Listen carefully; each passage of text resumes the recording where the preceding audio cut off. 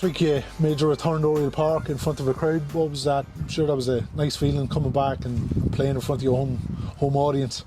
Yeah, it was a long time coming, obviously coming back from the knee injury. So yeah, it was nice to finally get out on the pitch, and of course having the fans back and the reception as well was lovely.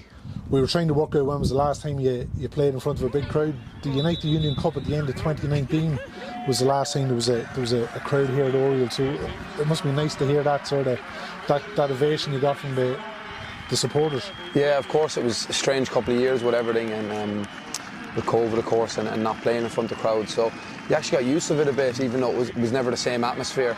But yeah, of course having the fans back is great, and even the atmosphere in general since we've come back here has been brilliant. So like I said, yeah, it was lovely to get a nice cheer, I suppose, coming back, because you know, it's you know, it was always somewhere I wanted to come back after leaving, and obviously it happened sooner rather than later, and you know, I suppose it was a great day to get back on the pitch. Yeah, you played in a friendly against Bows a while back, but actually come back in a competitive game, I'm sure that means a lot.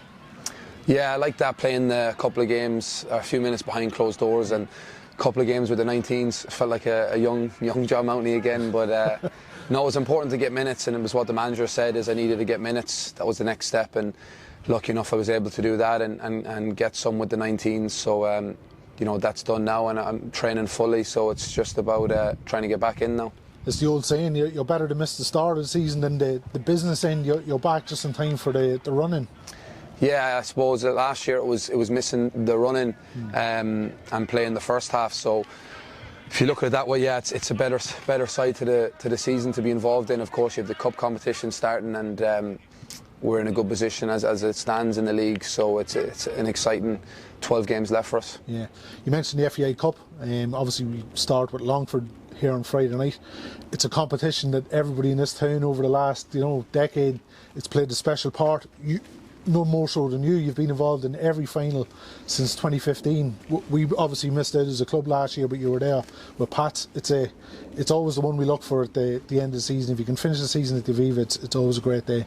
Of course, it's the best day out for players, for fans, family, friends. It really is. Playing the National Stadium in front of 20,000-30,000 plus.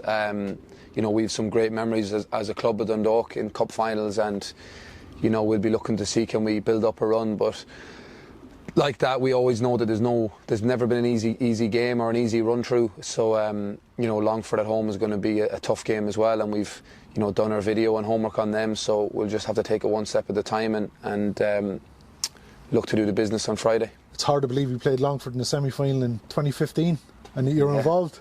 Yeah, it is, going back like that.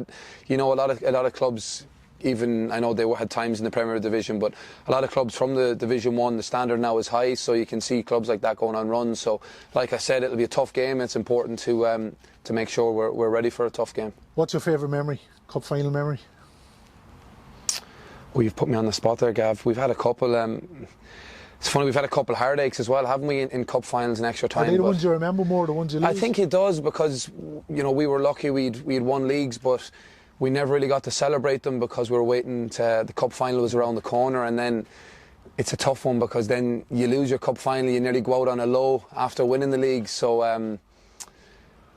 yeah, it leaves a bitter taste in your mouth over the off season, but we've had good memories. It's hard to put one on, because I remember coming back here to the town and coming over the bridge and then fans scattered from there all the way to the square. Yeah. So some great memories, and then you get to celebrate it with the fans and with the friends and family for those couple of days. I think the most surreal one was 2020 when we last won it, when it was COVID. We beat Rovers in the final and we come back in the bus and nobody could even get out of the bus driving through the town. It was a strange feeling.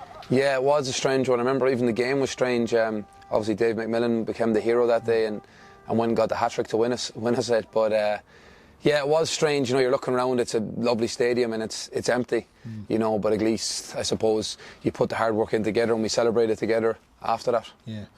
Our first round is at Oriel. We've won the last 9 in the bounce here. It's an incredible run, and if we can do our business tomorrow night, it's 10 straight wins. It's a fantastic record that we're on at the minute. Yeah, definitely. Our home form has been very good, and It's always been good for Dundalk, the home form. I think everyone knows that. It's not an easy place to come to Oriel, always up against good side, and you know the fans really get behind us here. So you know you can see why we've had good home form. So hopefully we can continue that. Yeah. Just finally, bit of business over the last couple of days. 3 new arrivals. You obviously know one of them very well, Alfie Lewis. You played with him at Pats last year. What are you expecting Alfie to bring to Oriel Park? Yeah, Alfie's a brilliant footballer. You know, playing with him last year, it was a pleasure. He'll bring composure. You know, he's good on the ball. He can drop into areas in front of the back four and get on it and start to play up. You know, he can pivot either way. It's so hard to get the ball off. I remember we used to do a lot of duels last year in training, and you wouldn't want to be up against Alfie because he has snake hips. He can go either side of you. And then on the ball, he's like I said, he's a lovely footballer, easy on the eye. So I think once Alfie settles in, you know, the fans will definitely take to him. Robbie McCourt obviously knows the league well, and Bruno come in from Hibs on loan. I think that they've got high hopes from him in Scotland. So three really good additions coming towards the end of the season. Yeah, like you said, 2 other great additions on top of Alfie. Yeah, Robbie's great experience in the league, and he's always been a tough opponent to come up against. You know, aggressive player and good on the ball as well.